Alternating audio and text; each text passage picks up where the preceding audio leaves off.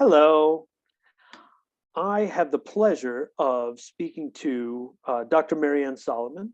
She's the assistant professor of Africana Studies at Scripps College in Southern California. She has a PhD in history from the University of Pennsylvania, and she's also one of my good friends. And we spent a lot of time talking over these issues and thinking about it when we lived together in West Philadelphia. And it is my absolute pleasure to bring her expertise to the discussion of W.E.B. Du Bois and Reconstruction and the propaganda of history. So thank you very much for talking with me and presenting to our students today. My pleasure, Sam. This is going to be great. I think so too. So could you begin with talking about Du Bois as a scholar and why he is so important? And because I've found that when I poll students and ask them, are you familiar with Du Bois? I get a couple of hands, when really it should be every hand, right? And I think he's been marginalized for various reasons that we can get into. But I'd like if you could talk about why he's important to you.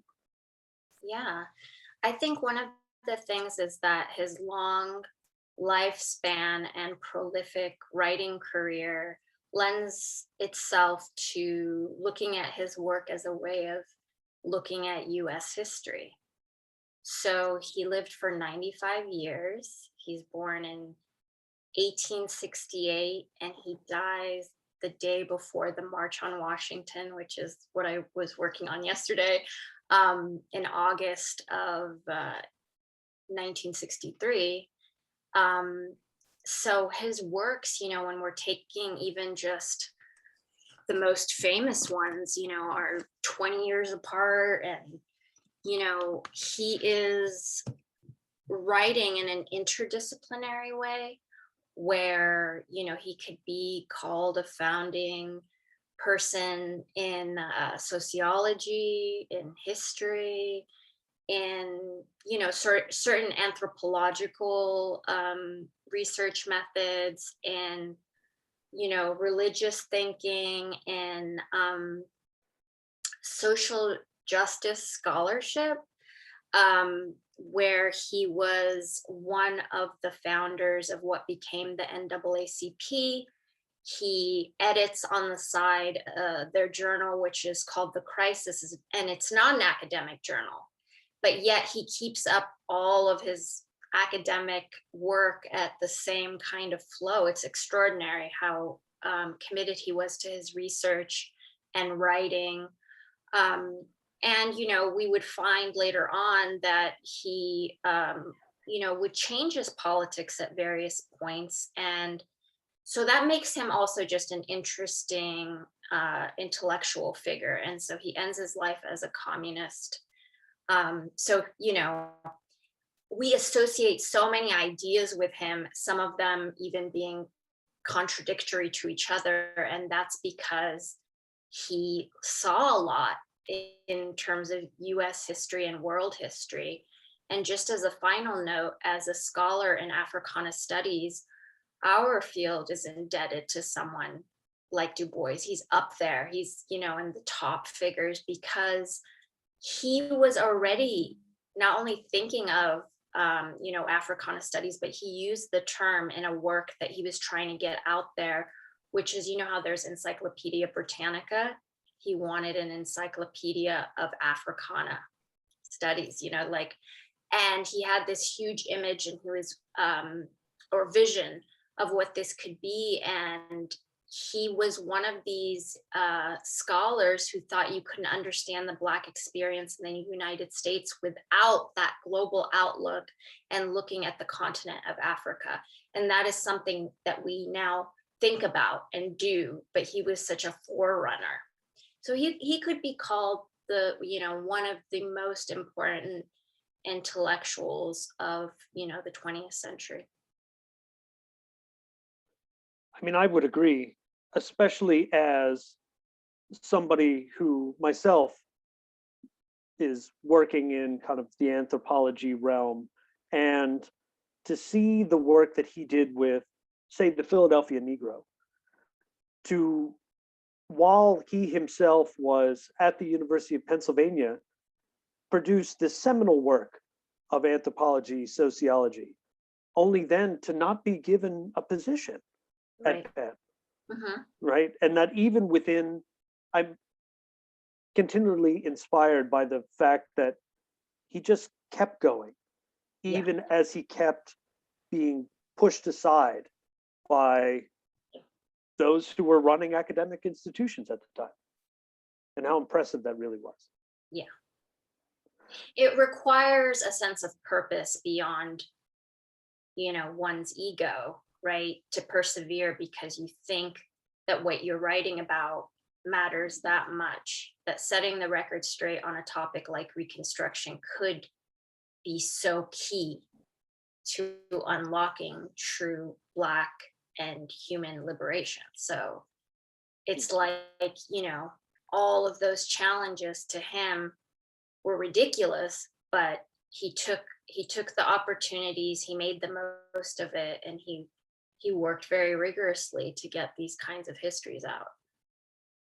And I think that's a perfect segue to really what my students will be reading, which is the final chapter of Black Reconstruction in America, the propaganda of history.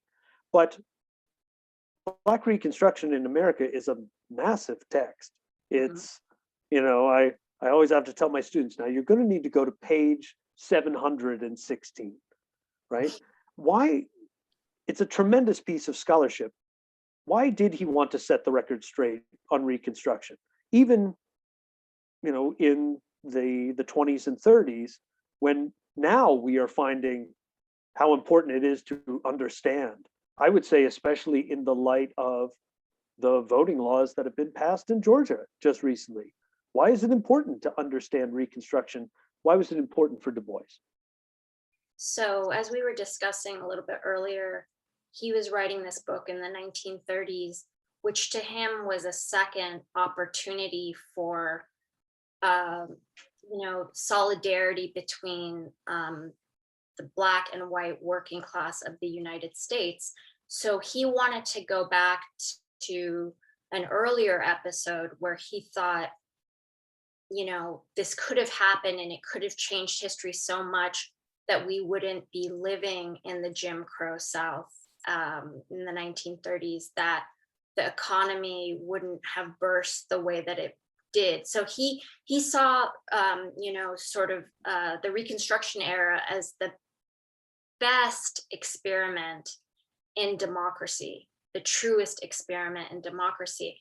And if you think about this as a US historian, he is really challenging a lot of major pillars of US history by doing so. Number one, folks would usually go to 1776 as, the crucible of democracy, right? And Reconstruction to this point, in 1935, and actually beyond his book, sadly, was seen as a tragic era. And that was part of the lore because of how Reconstruction ended and who actually, which side and what the terms were for the end of Reconstruction in 1877. And history oftentimes just closely aligns with the political moment, right? So the revisionist history that Du Bois was able to give us in 1935 only started to make real headway, sadly, in the 60s, 70s, and 80s. So it was largely ignored for decades because the race issue was constantly neglected and set aside, or kind of with World War II said to be an issue that we'll get to, but first let's fight this good war as a unified nation. And so this work is radically ahead of its time, And I think sometimes when we're born in an era where something is a given, maybe for all of us that, we don't try to apply racist stereotypes to our understanding of history, you take for granted how much US history followed in the tracks of something like Jim Crow. So it was understood that the Black politicians that had a chance to be in office during Reconstruction were corrupt, as was, Northern congressmen who cared about the aftermath of the Civil War and making sure that the South did not return power to the old planter class and that slavery was not returned in another name, right? And they were depicted as really the villains. And I think the best way to kind of get that picture that is so powerful is to watch Birth of a Nation, the film. That was the first feature film to be shown in the White House. It was put out in 1915. It's a silent film. It's a deeply racist film. It continues to be watched today mainly for the merits of its filmmaking. So in film courses, it's shown, but I show it to students so that we can get on the same page about what the ingrained stereotypes were that Du Bois was trying to explode. And if we take a really close look at some of those stereotypes and lies of history, we see that actually there are some remnants today, not in the extreme form that's shown in Birth of a Nation, but in sort of echoes.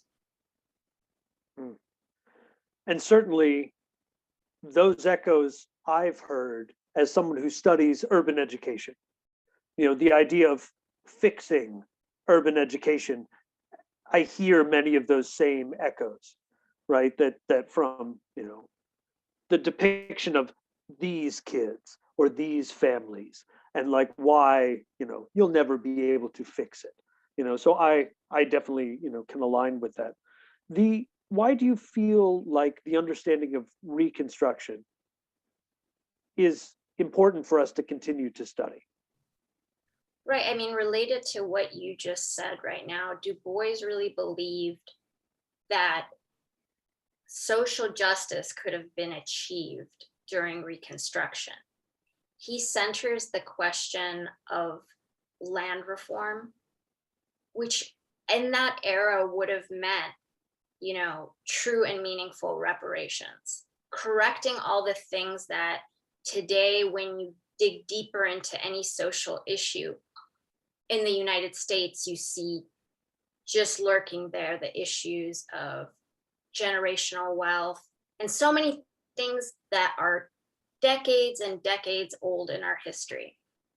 He thought, the Civil War and Reconstruction could have done something differently to change the terms so that formerly enslaved people and poor whites, poor working whites could form a union so that they would not be exploited the way that we would see in the aftermath of the Civil War in the late 19th century and on, arguably, right?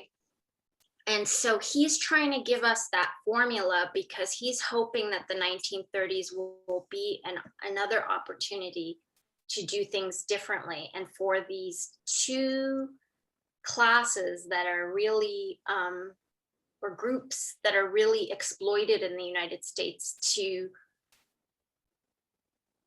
overcome the separation of racial prejudice in order to unite and do better by each other and their economic standing. So something really interesting, I just was listening this morning to a symposium on Black Reconstruction from 2011 that you can access, your students can access through a podcast, so just on Spotify or wherever you get your podcasts. It's at Yale and it took place in 2011. And I was listening to the remarks by Eric Foner, who we're going to talk about at some point. But he was one of the historians that really brought to light this this text that had been ignored for so long, and the analysis. So it's Eric Foner that most people are familiar with, rather than this book, Black Reconstruction. But he, in his introduction of his likewise very thick book, does totally give credit to Du Bois for his entire thinking on Reconstruction. So his remarks were really interesting because he took us step by step in a very instructive way about the title of the text, as letting us know some of the main contributions. So firstly, Black Reconstruction in America, the descriptor of Black. To us today, it's common and almost cliche to think about agency or agents of change. But if you really think about it, especially in the chapter, The General Strike, Du Bois is pointing to how enslaved people helped and played a leading role in emancipating themselves. And we can get to that and explain that. But so he's really demarcating the centrality of Black folks in the episode that we call Reconstruction. So rather than American history being something that's happening to Black Americans, he's thinking about what are Black Americans doing at this time period. And he's interested in sources from Black Americans that have been neglected. So he builds the book on those sources, as well as the traditional texts that really held sway. And I'll get to that a little bit later. But the Dunning School, he relies on those texts as well, because they're the dominant ones. And when you want to take down a dominant trope or history, you have to really challenge things in a detailed way. And that's part of why the book had to be this thick and go state by state and be very factual. He could have just written a persuasive essay and a lot of us would have been persuaded, but he's trying to demolish what is called the Dunning School, which I just will say right now is William Dunning. In the early 20th century, is a historian at Columbia University. And this is how important professors are. If you have a certain viewpoint, like he did on Reconstruction as a tragic era, you could, have a series of students that then do these state studies and build your big idea into a developed and fleshed way that then has a lasting effect, not only on the field, but in terms of the United States popular understanding of the Civil War, through films, through magazines, through references, through images. So just returning to the title, the other thing that's very notable is the dates, right? 1860 to 1880. This is not the length of Reconstruction, but rather earlier and later than, right? So he's really starting within the Civil War, the beginning of the Civil War, marking what the opportunities of Reconstruction are.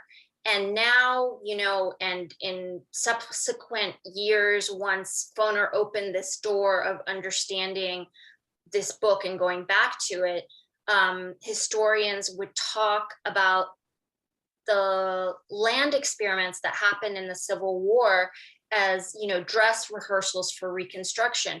And in some ways, in my own study of those land experiments, they were the most far-ranging. A lot happened during the Civil War, and by the time some of these opportunities are dismantled, where former enslaved people are running the farms and the land for the purposes of sustenance rather than capitalism, and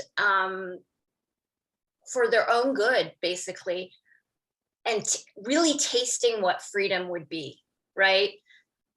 These are dismantled in the course of the Civil War. As much as they rise in the Civil War, they're being dismantled at the end of the Civil War. So he needs to take us back there because he thinks these are the kernels of liberation, right? And then he's going a little further than the usual date of 1877, when the United States pulls its troops out of the South. That's the mark, 1877, of when we usually say the end of Reconstruction.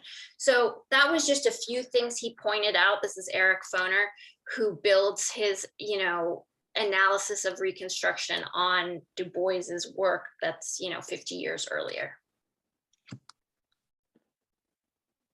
What I enjoy about, what I think is really important that Du Bois highlights is again, you said the centrality of agency and labor within the Black experience.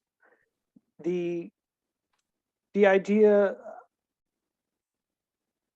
mainly we end up talking about the Civil War, because for most students who have gone through public school, that's what they know about.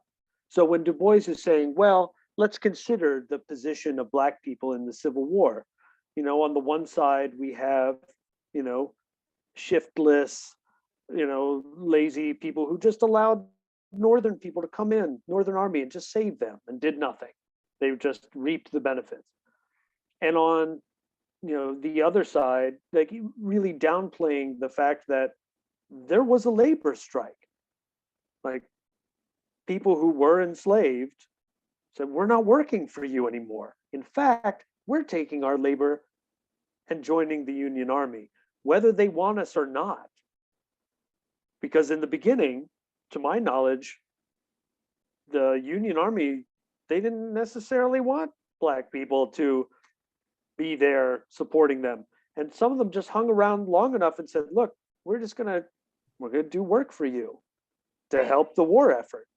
Right. And for many of my students, that history had just been totally erased. Right. And I find it so important that Du Bois brings it back up. Well, your remarks are so apt. And if we take it one step back, we also forget that the Civil War for so long was taught differently, and that there was a school of thought, the Beardsian view of the Civil War, that it really wasn't about slavery, but about tensions between the North and South that were economically based. Again, this kind of outlook, much like Dunning's, can take hold because of lost cause sentiment that can build once the Union troops are removed, right? This is the point at which these conflicting stories of history that existed immediately and during the Civil War can take hold. It depends on which forces are victorious in the aftermath of the Civil War. And when you return power to the old power structure plus slightly or relatedly new class of white oligarchs, then history is in their hands. And what is the story then? That the South was in the Civil War because they didn't want to be abused any further by the Union. They wanted to dictate the terms of their own life. And liberty, this way of being able to say that the Civil War was anything but a terror, to destroy anything but a terrible institution. That's not, when you go to actually the Confederacy, it's very clear. In the Constitution, in the Confederate Constitution, yeah, exactly. They lay it all out. Fighting to save slavery, there's no question, right? But in terms of how history is written, you can rewrite history, whether it's fact. It's not about fact, it's about point of view. And when a certain power regains its footing, that telling becomes very important because it instructs us about the present. So if the story went that the Union trampled on the South, and this is the source of why the Civil War happened, and Reconstruction is a story of this moment in which the Union was just needlessly punishing of the South, and that when they leave, it's all for the better. And now it's about the reunion and reconciliation between Northern and Southern whites, brothers and sisters, coming back together as a family, right? This becomes the hold that you can continue the 20th century on. It becomes also a cautionary tale to tell the powers that be in the North, in the federal government, don't mess with the South. Do not come here and tell us how to treat Black Southerners. So that's what the history of Reconstruction is tied in, right? And this is why it's so important to Du Bois in the 1930s, because as we now discuss what are the roots of the civil rights movement, we root them now in the New Deal era of the 1930s. And we start to look at what the federal government was trying to do in the South and what it failed to do, what is called a raw deal, because of this pressure that FDR felt of Southern Democrats, right? He and his administration would give unfair terms of relief, right? So if you were a Black Southerner, you received less relief. If you were a Black farmer, you received less assistance. It was just outright, because these are the terms of the federal government working with the South. And anytime that is at all challenged or thought about differently, Southern politicians and the power structure in the South recovers and uncovers and digs up the Civil War, the threat of the nation, again, in conflict and separating over these issues. So we should just not discuss them, bury them, so that we can have one unified nation. And as a scholar of education, I tell my students that there is no more controversial curriculum in America than American history. You change science curriculum, nobody bats an eye. Mhm. Once you change American history curriculum, be prepared for a firestorm of cultural grievance, of let's rehash again these historical arguments that Du Bois was waging, Right. continue to surface over and over again. I think you and I, just being a bit older than I would assume some of your students, if not most, have seen all the times that Confederate statues and other Confederate memories that have been codified in these commemorations have been challenged and yet remained standing. I think for youth coming of political age during Black Lives Matter, it could seem like earlier generations of anti-racist activists didn't think to do it or didn't do enough, but it was really— It just didn't cross their mind. They just didn't think about it. Yeah, right. So no, we have been centering it, but it takes a social movement to change history and to take down those statues and then to change the curriculum.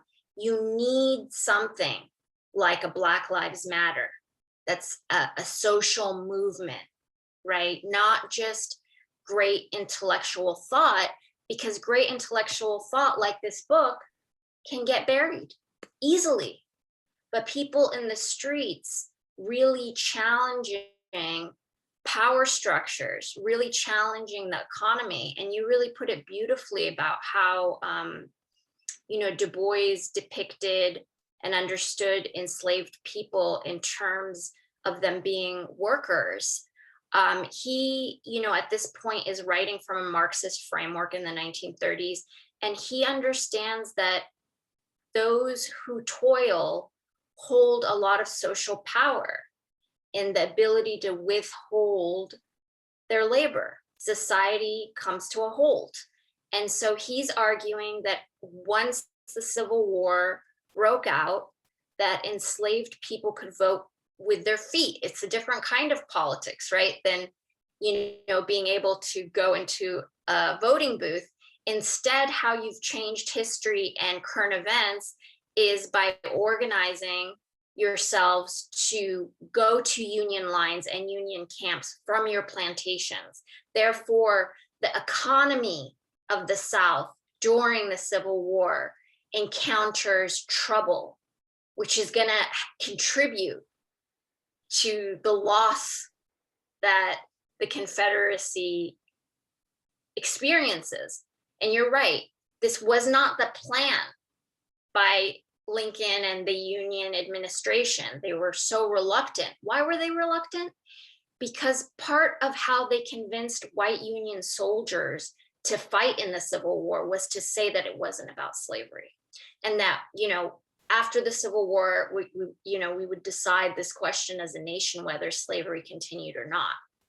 So it gave a lot of a certain kind of morale to white soldiers that hadn't broken from the racist framework, that were able to maintain that while fighting against what we know now as the system of slavery. And so one intervenes in history, and in doing so changes the very framework of what's possible, right? And I just think it's so important to think about that with regard to today, because they'll always tell you, something like so basic as working for a wage is the only way that a society can be organized. But when you start pushing the questions with something like Black Lives Matter and go into the economic issues, which Reconstruction did, the civil rights movement of the 1950s, 60s, and 70s, and now, as you push further into what is going to make a difference in the lives of the Black working class and the Black working poor, you hit the issue of the economy, and you see that there are certain things that are so entrenched that you have to challenge US capitalism, US racial capitalism. And it's so interesting to me as a historian that that's how history changes, the writing of history, because then all of a sudden you highlight the buried texts. There's more chance to do research on topics that were called taboo or frameworks. We're not lacking in those necessarily. There are always going to be these forerunners, but whether or not it's going to get attention and the right to shape, what we think of as public history really depends on the social justice litmus at the time. And for us, it's a great moment right now, especially if Black Lives Matters continues to organize. It's a great time to push history further. And on that note, I'd kind of like to move into the final idea I'd like to cover, which is, as Du Bois puts it, the propaganda of history. The ways that, and you've spoken to this numerous times in our discussion, but the way that Du Bois is specifically pushing back against a framework, pushing back against a mode of understanding of the past. And I want to highlight for my students that the study of history and the production of new historians is at an all-time low. Fewer people are becoming historians than, what would you say, in the last 40 or 50 years? They're not getting funding. It's much more controversial. And I just want to point that out, that it's a political act to be a historian, period. Right. So when my students are thinking about American history, and oftentimes for them, college is the first time they are rethinking American history. Uh-huh. And we talk about this in the course, epistemology, the study of knowledge, how that is transferred, is oftentimes, in my opinion, a story of authority and power. And you mentioned several times how that can be shifted and how you've seen that be shifted. What are some of the key takeaways for you as a historian, like when you're looking at the study of history, how can we look at the past and kind of tell these submerged histories? Yeah, I think that's a great word, submerged histories. So they are there because there are forerunners who are looking at the archives from an anti-racist perspective way before the nation is ready to deal with these issues, right? And so what you're doing in history, both by looking at the works of earlier historians, but I would argue most of the time by looking at the contemporaries of the era and looking at what they wrote and thought. Whereas you think, oh, you're going to look at folks from 100 years ago and they're going to be so backward thinking just because it's 100 years ago. Sometimes you find that they have a lot of radical programs and visions of what this country is that, just got overlooked at the time because precisely nobody wanted to put those programs into effect, but they're so important for activists to unlock. And that's the kind of historian I see myself as. I want to tell you the stories and the strategies of folks from the past so that we can build on them and think through them, right? And not have to go through every single slow and early reform stage to realize it's going to be more than those tiny reforms, right? History shows us the evolution of social movements. And though social movements may very well need to go through a certain evolution, the more you know about radical history in the United States, which was ever present, the more you can build and apply and try when the moment is hot, because these are, not ever present moments. An individual cannot just bring it about by, I read a lot of great history books. I've seen a lot of documentaries. You have to strike when there's a social movement budding or building. And then that's what I really love about this moment in Black Lives Matter, because, a lot of the young folks are starting reading circles, book clubs. And one of them that's really great that your students could check out is No Names Book Club. She's a rapper. And, they haven't done Black Reconstruction yet. That would be a great topic for them, but they've done a lot of other texts in the Black radical tradition. That has a direct impact on organizers, because they're able to see something like this, the heart of Black Reconstruction about Black, white, working class unity, and think through it. So, I could give countless examples of why that would be important right now. But I think one connector maybe to think about, and I don't know if we're concluding now, but is the struggle by Amazon workers in Bessemer, Alabama right now to organize the first union of Amazon workers. It's a historically Black town. Alabama has a sordid and storied history in terms of the Black working class and racism in that state, and radical history. This is a warehouse that was opened in the course of the pandemic because Amazon and online companies, but none like Amazon, were seeing major profits could be made. And so they would open new warehouses, and this is one of them. And they looked at, well, what is the going wage? Okay, we'll give people more than that. True, they're paying $15 an hour, which is higher than some other industries in that town. However, the way that they're treating workers is as disposable, which was also the heart of how enslaved people were treated, all the way from, the kidnapping and Middle Passage to, it's hard to see an end to it unless you start thinking about, society in a different way, that the point in society is not to make profit, but for people to reach their full human edification and liberation and know oneself. So these Bessemer workers are being treated in this way where they're expendable. So you overwork them as a company with the idea that you can replace them. There are other workers that want to come in. What they're doing through organization as workers is saying, no, if we unionize and this is a union job, then no one can come in except us. And so you're going to have to treat us differently. And this is exactly, something Du Bois would have supported, is understanding the economics of racial oppression and understanding your own power as being part of the toiling working class or working poor and putting it to work.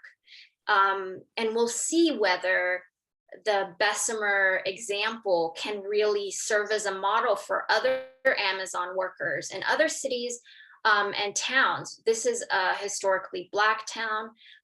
The workers that are involved in this endeavor, this effort, are predominantly Black.